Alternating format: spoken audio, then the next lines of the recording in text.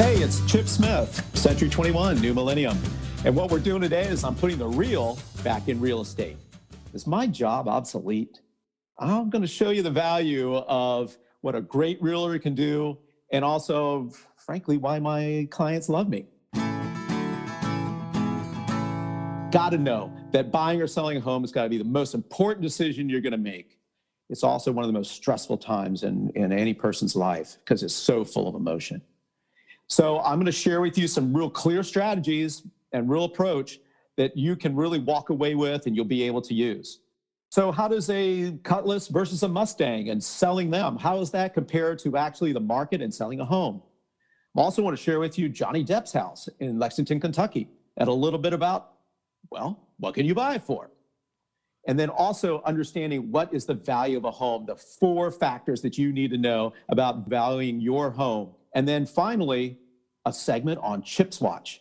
It's about the market and what is going on in the market and when it is that you should be able to make a good decision. So the question of the day that has always comes up is, what is my house worth? I hear that all the time. It's probably one of the biggest questions that I always try to address. And it makes me think back to a time back in school. Is anything worth? And why is it worth it what it is? So I thought about when a friend of mine sold his Mustang. And gosh, I got a whopping $800 for it. And I thought, darn, if he got $800 for that Mustang, I bet that I could get like $900 for my Cutlass. So the thing is that I then began to start thinking about, well, was my Cutlass really that much better than his Mustang? And how is it that I maybe think I could get an extra $100? So I began to think about his car, my buddy's car, and I was like, well, the interior is kind of rough on it, and the tires really did need to get some new tires on it, need a new rubber. And I'm like, gosh, my Cutlass is, I think, in better shape. I think it looks just the interior is just a lot better. And gosh, I just bought tires for it just in the past year. So I'm like, can I go ahead and sell it for a little bit more than I think he sold his Mustang? And the whole thing is that, isn't that really what we talk about when we're talking about how much a house is worth? Is it better than the one maybe I'm trying to compare it to? So I started thinking about it, and I was even looking up, I was just having some fun about houses for sale and how it is that somebody could have come up with a house for sale. So I was looking at some of my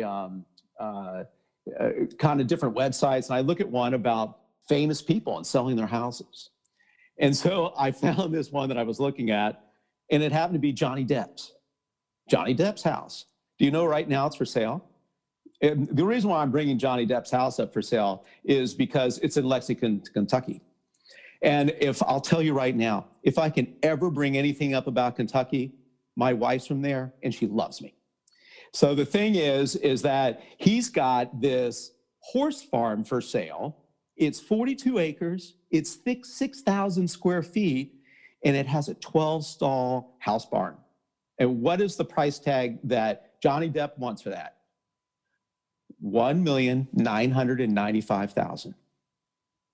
And I was like, 1.995 for a house in Lexington, Kentucky, right there in the middle of horse country, of 42 acres.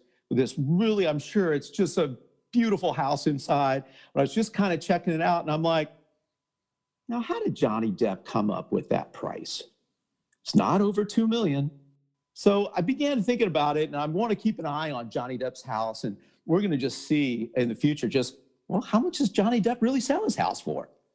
So we'll keep an eye on that, but I thought I would try to get into a little bit of what are the factors involved that really should be considered when pricing your home or trying to determine really what is the value of your home. So when I come out and I start looking at a value of a home, I start looking at really 4 different areas. The first factor is that what's the most immediate house that's sold that's like mine? What is it that's close by, just like in the last few months or 6 months, that's most like mine? And this could be, and if we're talking about Johnny Depp, then it's got to have a lot of acres. It's got to have some good square footage to it. It's got to have, it's got to have some stalls for some horses if it's going to be called a horse farm, right? And then you begin to think about, well, the second thing, which is physical characteristics. So those physical characteristics are a little bit about how many beds does it have? How many baths? I bet you Johnny Depp might have a pool, but I'm not sure. But what are those characteristics about it? And then it's about the third thing, condition. What's the condition? It's kind of back to the car. The interior of the Ford, I thought of my buddies, wasn't as good as maybe my Cutlass. So maybe is that condition, is it going to be absolutely like really super great condition?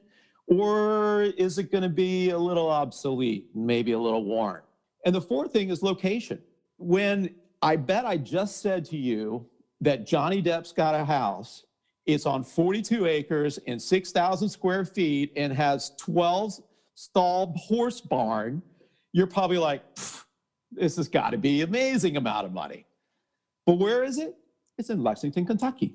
Now, nothing about Lexington, Kentucky, remember, because of my wife, okay? Because that is, that's a great place. And believe me, anytime I bring up Kentucky, what do I always hear?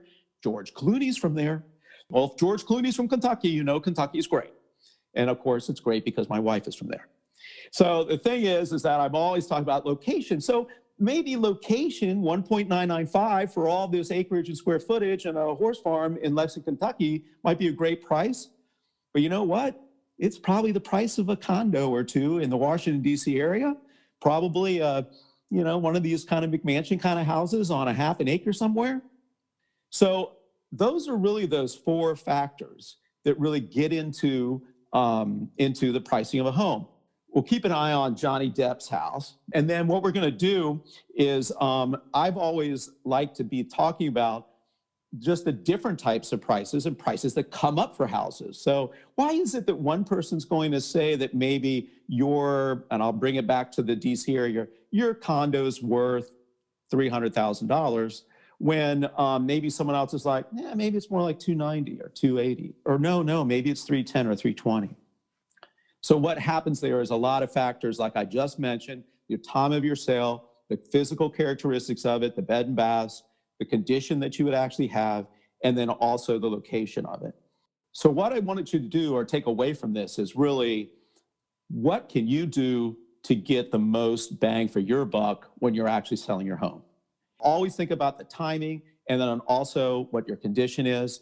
And also I'll say this, is that I have people send over all the time for me to take a look at what the value of the house is. So if you want me to take a look at the value of your home, then please just reach out to me and I'll be happy to do that for you also. Just to kind of close up the car story a little bit, I did actually sell my Cutlass for a little bit more than that Mustang. Something I also do for my clients, I like to call Chips Watch, which is really the market watch. It's keeping an eye on the market. And so Chips Watch is just a fun little thing that I come up with, like a ship's watch, because on a ship's watch, you're always kind of looking out on the horizon. You're looking for a problem. Look, this past year in real estate, we all know it's been an interesting year and what COVID's kind of done, but there's really kind of two things that have happened. Interest rates right now are at historic low. That is driving more people into the market to purchase homes. On the other end, if there's more people in the market, there's also less inventory. So what's happened is that those prices are going up as far as homes are concerned. And right now in the Northern Virginia area, that's running around 9.5% compared to last year, just these prices going up. But what Chips Watch is about is not only reporting this data that I just shared with you, and I have specific data on specific counties and neighborhoods and cities, and we can always get into that detail later. But it's really about keeping an eye on what are the threats out there or opportunities that may be coming up out on the horizon. So in other words, do we see interest rates possibly moving up? Do we see that maybe more inventory will be coming onto the market? And so what are some of those factors? I keep a look at, keep an eye on Treasury bills. I talk to a lot of my peers in the area in mortgage banking about what they think, and I'm getting their input a lot. There may be some foreclosure properties coming on just because of what COVID has done to really part of our economy. And we know that our services economy is down in the doldrums. But on the flip side, the production economy is really remaining strong. So what's going on there is that there are strengths in the economy and some weaknesses, and it may be able to create some opportunities for some people.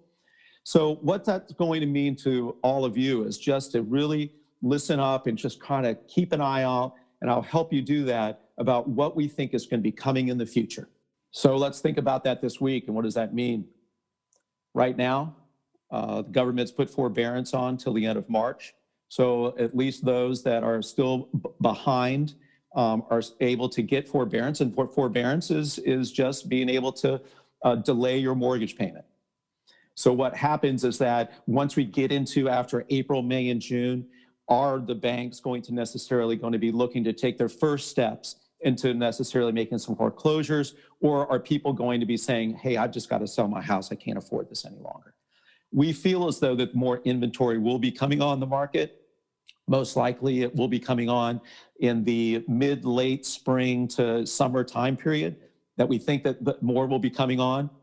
And right now, at least the government is talking about keeping interest rates low.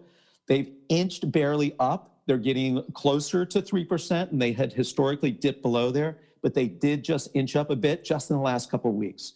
So we'll see if the economy gets stronger, and what'll happen is interest rates can go up, but at the same time, more inventory could be coming onto the market. Therefore, prices should be able to stabilize, and we should be able still to have good interest rates to be able to purchase a home. So I still think that's really favorable for the year ahead. Wow, did that time fly by.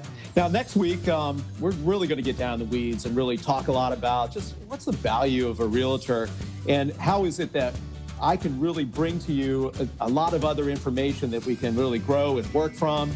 And I'm also going to introduce this kind of new segment I'm going to play off of HGTV's Love It or List It.